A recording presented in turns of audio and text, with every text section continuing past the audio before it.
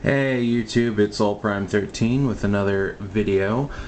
This is actually going to be a full review of a non-Hasbro Transformer. This is 52 Toys Beast Box. I've heard a lot about these and I've been curious about them for a while. They seem to have two kinds. They have basically various robotic animals that turn into cubes, this is one of those. And then they do have a few that are like animal to vehicle, and there are definitely a couple of those I want to check out. But I can definitely say, as my first purchase, I'm definitely impressed. Here we have the box. It comes in a little plastic clamshell inside. We have some artwork of this figure. I guess the name Bloodstone. I wasn't really sure. Yeah, it looks like it's Bloodstone.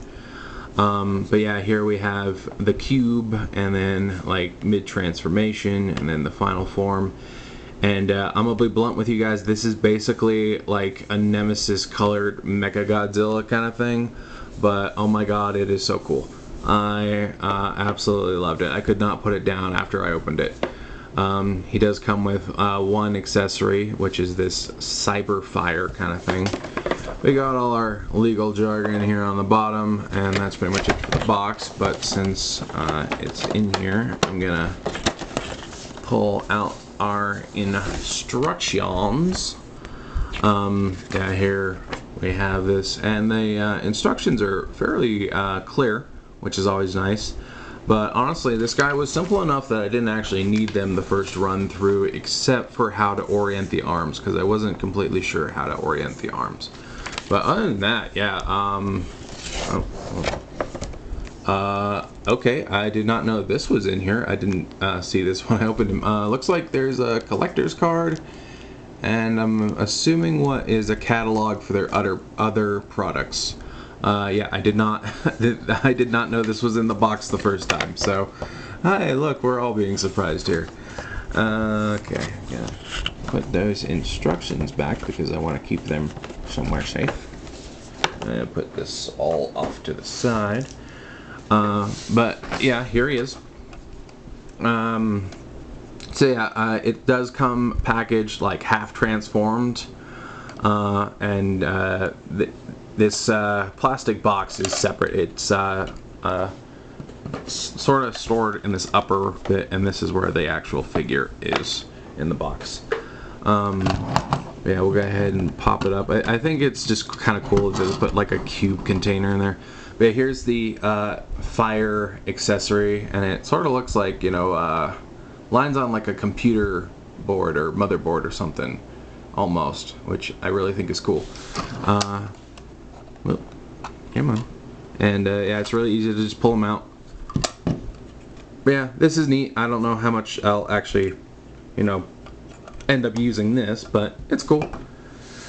Unfortunately, this doesn't really do anything in cube mode, but you know, I mean, I'm not really sure what it would do in cube mode, but yeah, as you can see, there's plenty of red translucent plastic, but only a couple points where it's actually at the joints, so it shouldn't be too big of a deal in the long run.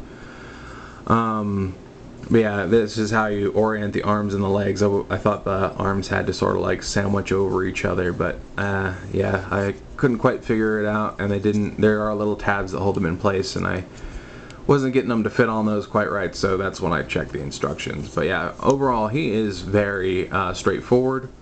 But yeah, not too much to say here. It's just a cool, edgy colored cube. But we'll go ahead and move on to transformation here. First, we are going to pull these panels forward, like so. Then we're going to bring these out to the side. Bring this out to the side. And then sort of pull them back. Then we're going to come here, and on one side there is this little tab that's switches out, this right here, and that is going to be our connection point here as we put these together like so. And then we can bring this out, make sure it's all squoze together, and straighten it out. And there is his tail. Then we can flip up these little red bits on the side, like so. Then rotate these forward, and then we're going to bring this up to the side, like so, and like so.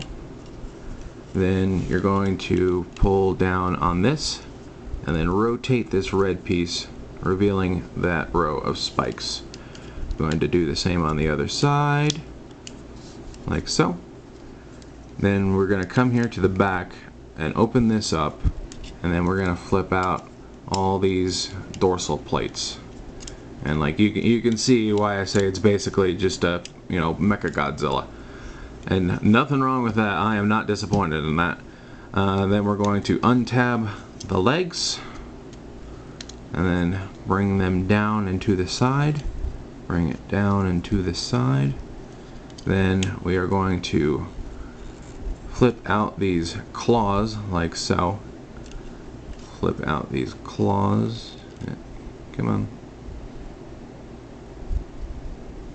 That one's a little more stiff. Then we are going to pull this forward, and you can sort of see the slider joint here. You're going to pull this whole front section down, like so. And then you might want to push these up just a bit to get them out of the way. But yeah, you're going to bring that whole head assembly up. We're going to move the head all the way back, and then this C-clip will go right here onto this. Make sure I get it in there right. Hear that click, and then you're going to bring these pieces. Oh, I want to reorient this. There. Make sure that's pushed all the way back in. Then bring these panels back to the side. Then you can stick these dorsal spines up. You can reorient these how you wish. Then we're going to untab the arms and bring them to the side. And then you're going to unfurl them and then twist the wrist to orient the hand. Bring it out, twist the wrist, and yeah, I think that's everything. Yep, that's everything. So now we have our Bloodstone in his Robo Dino Beast mode, and he does look quite nice. So yeah, his arms and legs are on, or his shoulders and hips are ball joints. He does have a fair amount of knee bend. You can orient the toes more if you want. His wrists are on swivels and hinges. He does have some elbow bend. And he does have an opening mouth that opens quite far. And there is this bit which you can plug the fire effect into. And you know, if you want, you can do that scene from the Godzilla movie, the King of the Monsters, where he shoots straight up into the sky. But yeah, I thought this was absolutely great. And this will just rotate around and it moves up and down. Unfortunately, there's oh no, his head is on a ball joint, so as long as you move things out of the way, he can move his head around quite a bit. I don't know why I thought it was on a hinge. But yeah, he's got a full range of motion with his head as well.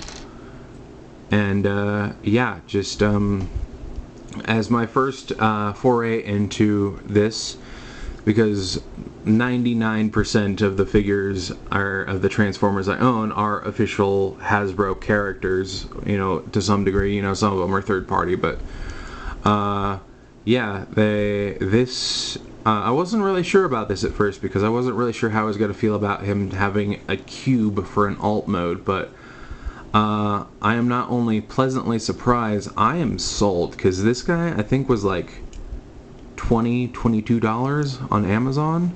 I bought him with like reward points that I had lying around, and I am definitely going to be getting more. He is so much fun. I was not sure what to expect, but I had heard good things, and I can now confirm those good things were genuine. I would say, considering his price, his what he does, and all that, I'd give this guy a solid 8, a solid 8 out of 10. He's not super posable just due to the sort of clunky nature of what he is, but he has movement, he has articulation, he has playability. And he absolutely looks great. I absolutely love the way he looks. Just that sort of robotic, the Mechagodzilla kind of vibe he's got going on. I love this thing. It's fun. So yeah, I am sold, and I hope to do more Beast Box reviews in the future. So yeah, but that is my little review of the Beast Box Bloodstone.